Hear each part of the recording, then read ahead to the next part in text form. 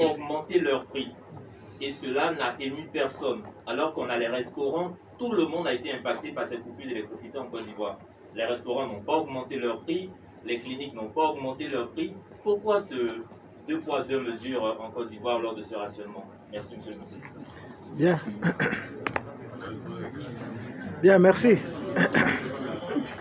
Sorti les éléments de l'IPH qui étaient dans notre UFPM, l'UHPC. Ok, merci beaucoup. Je voudrais commencer par la réunion et la question de notre ami Debaï, des connexions ivoiriennes, hein, c'est bien ça. Ce qui concerne l'augmentation des prix.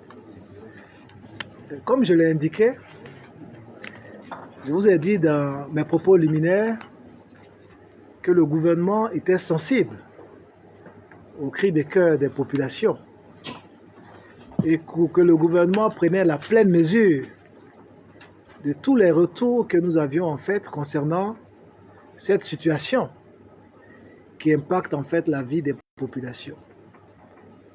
Ce que je vous ai indiqué également, c'est que les hausses qui ont été avancées dans des médias et sur les réseaux sociaux nous paraissaient exagérées et ne reflétaient pas la réalité. Et j'ai pris le temps de vous donner des exemples pour expliquer, même s'il y a eu hausse, voici le niveau de hausse, contrairement à ce qui a été indiqué. Lorsqu'on dit le prix de la viande est bas de 1600 à 3000 francs, vous voyez l'écart. C'est comme si on a multiplié par 2 le prix de la viande. Alors que je vous ai dit, le prix de la viande était à tel prix en 2020. 2400. Était à 2400 et aujourd'hui on est monté à 2600. Avec la viande avec os, etc. C'est notre devoir de vous donner la bonne information, compte tenu de votre importance, je veux dire, en tant qu'homme de médias et en tant que journaliste. Donc, pas que nous minimisons, mais nous avons le devoir de vous porter l'information et vous dire ce qui est. Et je l'ai indiqué lorsque j'ai parlé de la situation de la viande de bœuf des bovins, qu'on a pu constater ici et là que c'est vrai, quelques tensions inflationnistes et puis bon, des cas de non-respect des prix. Mais ce que je vous ai pas indiqué, c'est lorsqu'on prend un commerçant qui ne respecte pas des prix, mais il est verbalisé, il subit une amende transactionnelle. Et on peut être amené même à fermer, je vais dire, son point de vente ou sa boutique. La loi nous donne ce pouvoir. Et nos agents assermentés qui sont sur le terrain ont ce pouvoir. Vous avez parlé de mafia sur le terrain. Bon, c'est pour ça en fait que je demandais que nous travaillons à ce que on puisse en tout cas à travers les structures que nous avons mis en place dénoncer ou nous remonter toutes les situations de cartel ou de mafia qui existeraient. Parce qu'on peut affirmer des choses, mais lorsque on doit aller devant la commission de la concurrence pour dire que dans telle filière, il y a un cartel ou il y a une mafia en identifiant les personnes, je pense que vous êtes journaliste. Il faut poursuivre certainement les investigations et nous saisir formellement ou bien saisir la commission de la concurrence qui est qualifiée en tout cas pour faire toutes ces enquêtes pour pouvoir démanteler ces cartels ou ces mafias. Parce que cette situation, si elle existe, ne saurait être tolérée par le gouvernement et par le ministère en charge du commerce. Que ce soit sur la viande, sur tous les autres produits, etc. Vous avez évoqué le point de la fiscalité, des taxes. Le gouvernement, je vais dire chaque année, c'est vrai la conférence budgétaire, et on travaille même ensemble avec le ministre en charge du budget, le ministre des Finances et tous les autres membres du gouvernement par rapport à toutes les propositions qui engagent l'État. Je veux dire dans le cadre en fait du fonctionnement des activités de la République et des investissements que nous devons faire en matière de construction de routes, de construction des centres de santé, de construction des écoles et également de tout ce que vous savez en termes dépenses liées au fonctionnement de l'État. Parce que, comme vous le savez, on est dans une dynamique où l'État doit aller de l'avant, avec en tout cas en continuant de doter la Côte d'Ivoire de plus d'infrastructures socio-économiques, et également de pouvoir améliorer les conditions de vie des populations à travers tous les mécanismes qui ont pu être mis en place. On se souvient de tout ce que le président a fait depuis 2011, le déblocage des salaires, le paiement des arriérés des salaires. On a vu que le revenu par tête d'habitant, lorsqu'on regarde sur les 10 dernières années, a été multiplié par 2. Mais aujourd'hui, il ne s'agit pas de cela. Je n'avais pas envie de vous parler de macroéconomie, c'est de parler vraiment de micro, de ce qui nous concerne, etc. Donc, pour dire que des efforts sont faits. Lorsque vous lisez les différents rapports, que ce soit les rapports du FMI ou même des commissions au niveau régional, on trouve que la pression fiscale en Côte d'Ivoire est faible. Nous sommes autour d'environ 15 à 16%. C'est-à-dire la Côte d'Ivoire, qui est le moteur de l'UEMOA, a un taux de pression fiscale qui est faible, qui est en dessous d'environ 4 ou 5 points de la norme communautaire qui est de 20%, contrairement à d'autres pays de la région. Donc, ce qui peut amener le gouvernement à prendre certaines décisions. Mais le gouvernement est préoccupé par là où je mets des taxes par rapport au prix, aux produits de grande consommation. Et je peux vous assurer que tout ça fait l'objet de débats au sein du gouvernement pour que le consommateur sente le moins possible tout ce qui se passe par rapport à la dynamique économique, etc. Mais par ailleurs, nous avons souvent des contraintes communautaires au niveau de l'UEMOA. Vous savez, l'application du tarif extérieur commun qui est imposé à tous les pays, qui peut souvent être amené à avoir des incidences, etc. Donc oui, nous en discutons et je peux vous rassurer qu'au sein du gouvernement, tous les membres du gouvernement sont sensibles à cela parce qu'eux-mêmes étant des consommateurs. L'autre point également que je souhaite également vous indiquer sur cet aspect, c'est que concernant en fait la problématique des produits de base, et lorsqu'on regarde un peu comment les choses fonctionnent, il nous revient de tout, il y a pas mal de produits, je veux dire, sur lesquels on n'applique pas la TVA. Voilà, quand je prends un produit, c'est comme le riz, la farine aussi, on n'applique pas la TVA. Contrairement à des pays de l'UEMOA où la TVA est appliquée. Donc, alors que ces entreprises, je veux dire, qui importent le riz, n'ont aucune possibilité même pour récupérer cette TVA. Tout ça, on le fait parce que c'est des produits de grande consommation pour lesquels, en tout cas, on se dit que les populations ne doivent pas supporter le poids de la fiscalité. Donc, c'est un sujet qui nous préoccupe tous. C'est un sujet sur lequel nous travaillons. Mais notre défi, au niveau du gouvernement, c'est de renforcer l'inclusivité fiscale. Que tout le monde paye l'impôt. Parce que nous avons une propension de secteur informel qui malheureusement échappe à la fiscalité.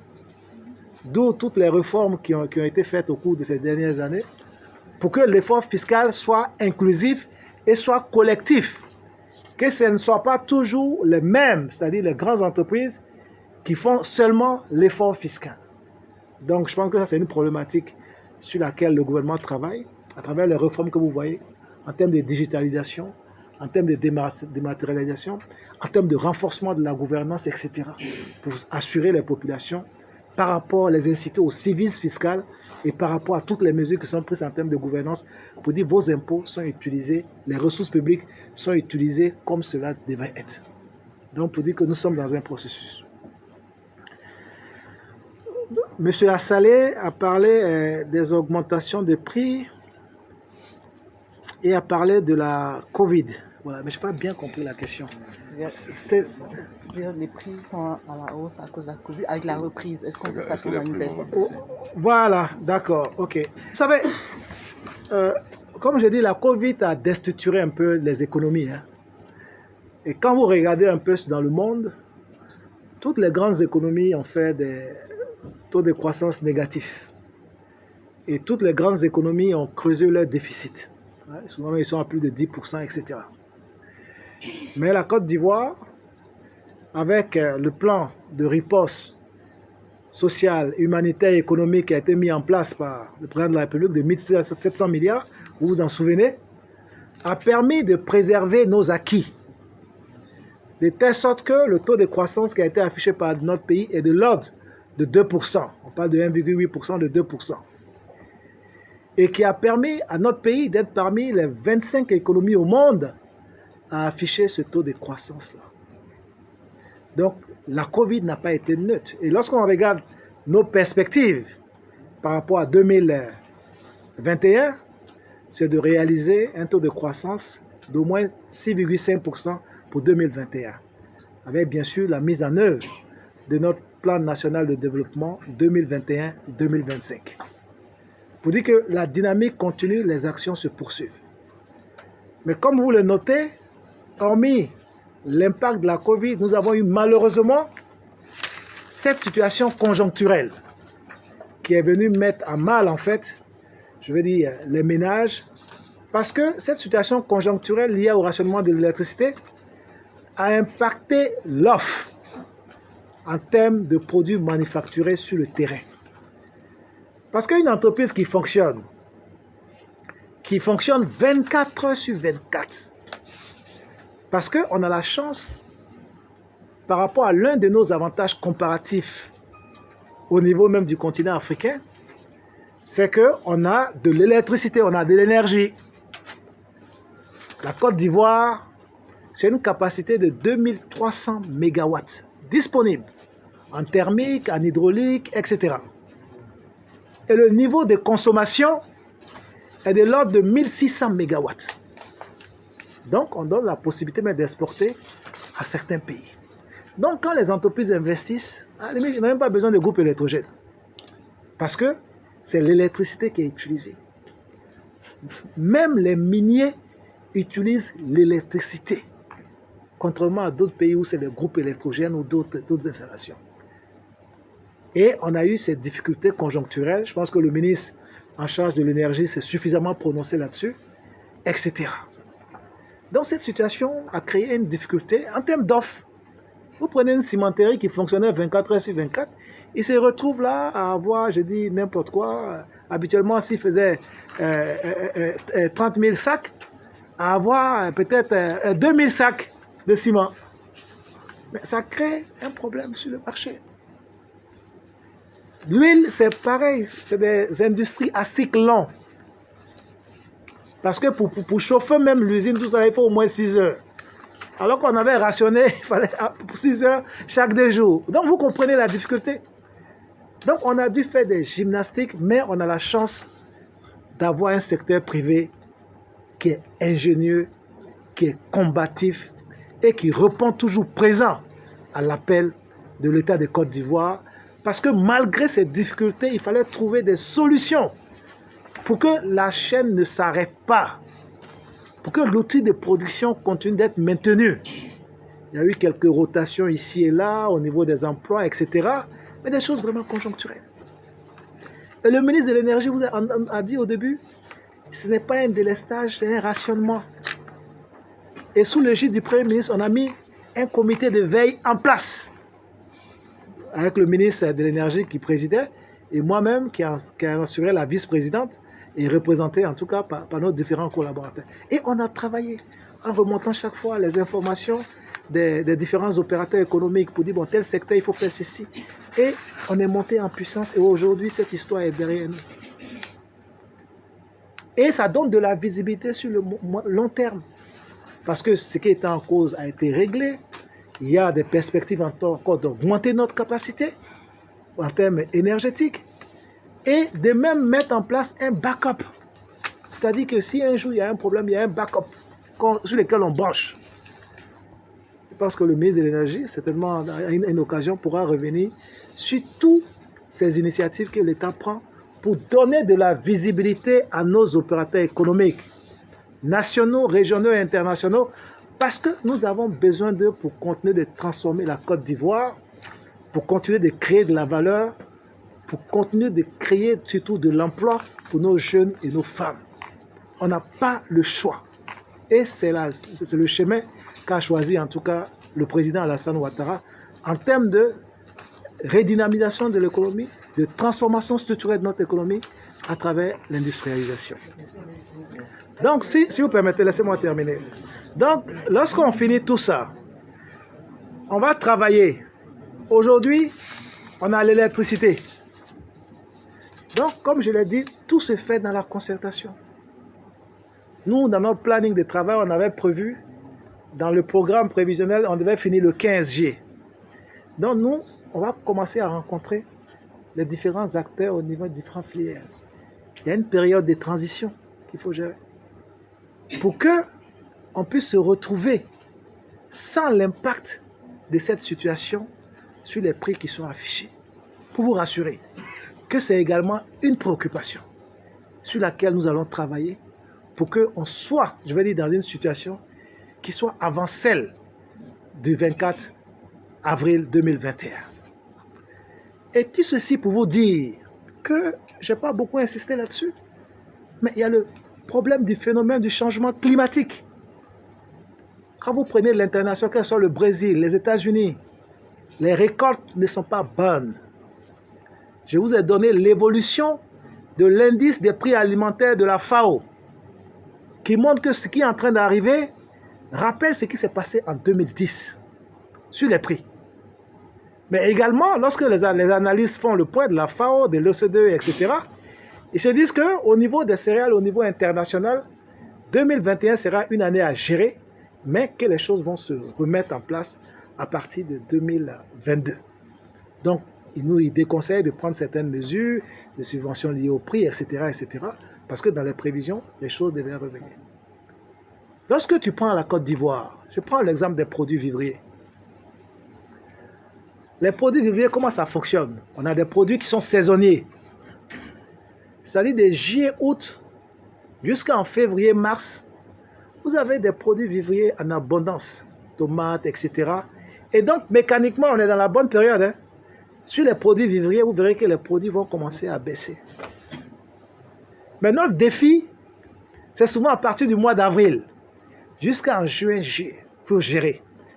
Et en ce moment-là, les produits de l'interland, c'est-à-dire la tomate qui vient du Burkina, l'oignon qui vient du Burkina, du Niger, l'oignon ngarmi qui vient du Niger, avec les aubergines, ndroa et autres, etc. Je veux dire, ces produits viennent prendre le relais de notre période de soudure. Vous voyez comment ça se passe? De fin mars, début avril, jusqu'en juin, juillet. C'est cette période qu'il faut gérer. Mais la malchance qu'on a eue, c'est qu'habituellement, cette période, qui est une période de contre-saison, est venue s'ajouter la crise énergétique. Et puis sur le vivrier cette année, on a eu quelques retards au niveau des pluies.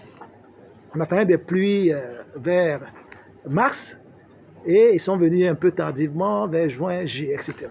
Donc tout ça, ça a créé un glissement pour expliquer un peu les difficultés que nous avons. Donc pour vous dire que ce sont des éléments que nous suivons et sur lesquels nous travaillons. Et vous dire également qu'il y a un comité interministériel présidé par le Premier ministre qui travaille sur des sujets plus structurants et en temps opportun, des annonces seront faites. Quant à notre ami M. Karamoko, bon, vraiment, qui dit que les populations ne se connaissent pas dans les associations, bon, est-ce que ce n'est pas leur inefficacité? Bon, moi, je ne sais pas comment je réponds à ça. Hein. Ça, c'est une affaire. Ça, c'est ce qu'on appelle. C'est comme si l'augmentation des prix, on parle du ressenti et de la perception. Vous savez, on peut dire, non, le prix a augmenté, mais je veux dire, c'est ta perception que le prix a augmenté, ou bien c'est ta perception que le pouvoir d'achat s'est détruit. Donc, ça, c'est la perception de ces gens-là. Maintenant, on connaît les lois en Côte d'Ivoire. Si celui qui veut, je veux dire, créer une structure, mais voilà, il fait ce qu'il faut. Voilà, moi je n'ai pas de problème. Moi je suis arrivé ici, ce sont les associations, ils étaient déjà là, c'est pas moi, voilà, ils ne sont pas venus avec moi. Donc vraiment, et puis bon, je me dis, est-ce qu'ils les ont approchés? Est-ce qu'ils ont discuté avec eux? Est-ce que, bon, vraiment, je préfère m'arrêter là. Vous savez, moi je suis très ouvert, je respecte l'opinion de chacun, mais c'est-à-dire, si on veut aider la majorité, il faut adopter peut-être je veux dire, le chemin qu'il faut pour que tu puisses atteindre ton objectif. J'ai dit dans mes propos, il a dit, bon, je ne suis pas sûr qu'ils aient approché les associations de consommateurs. Et puis, nous-mêmes, là, ils ne nous ont pas approchés. Alors que c'est nous qui sommes en charge de ces aspects-là. Pour qu'on puisse discuter, pour qu'on puisse échanger, pour trouver des solutions. Donc, voilà un peu ce que je peux dire. Voilà, sur ça. Donc, peut-être qu'en temps opportun, les présidents de l'association de consommateurs pourront se prononcer sur la question. Parce que c'est eux qui sont présidents de l'association de consommateurs. Moi, j'ai en charge la politique du gouvernement en termes de commerce et d'industrie. Maintenant, vous avez dit que, bon, je pense que j'ai répondu, hein, jusqu'à quand les prix vont revenir, je crois, à la normale. C'est bien ça. Je pense qu'avoir anticipé cette question lors de ma réponse précédente. Monsieur Thiebi, que le Premier ministre avait annoncé des mesures urgentes, etc., des solutions pour la réduction, la stratégie pour maîtriser les prix. Qu'est-ce que j'ai mis? Pourquoi j'ai mis 18h30? Ah ouais, voilà, je dois voir des gens, voilà, 18h30. Donc, ce que je vais vous dire, le Premier ministre, sur la base, en fait, nous, on est à l'écoute des populations. Donc, en tant que chef de gouvernement, légitimement, sans le besoin d'aller rencontrer ces populations. C'est lui le Premier ministre, hein, c'est le chef du gouvernement.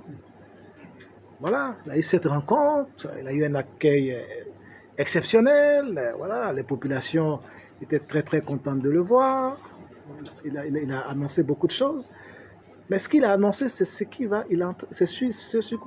se faire. Je vous ai dit qu'il y a un comité, il y a un interministériel qui est en cours, même demain matin à 10h, on a une réunion. Et on est en train de travailler sur plusieurs sujets. Aujourd'hui, légitimement, je ne peux pas faire d'annonce en tant que tel.